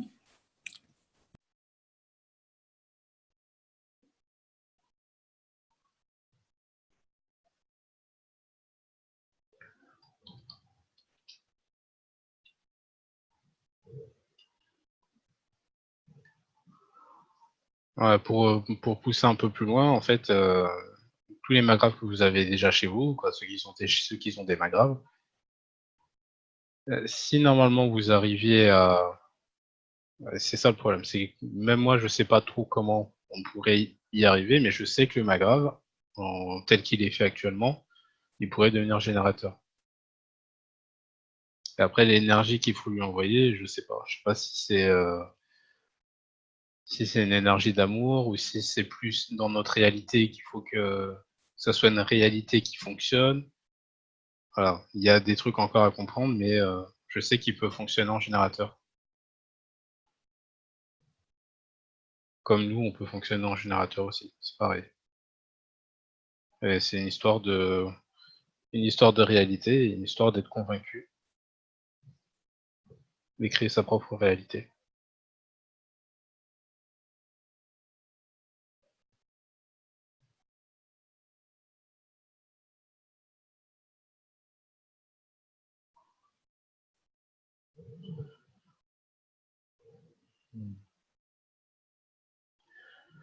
Donc voilà, donc moi ce que je vous propose c'est quoi, si vous avez pas de questions ou si pour vous c'est ok, on peut arrêter là la séance et on peut reprendre mercredi dans 15 jours et on verra s'il y a des personnes qui ont des choses à apporter ou si on continue à essayer de comprendre un peu plus le fonctionnement du plasma pour créer le générateur autonome.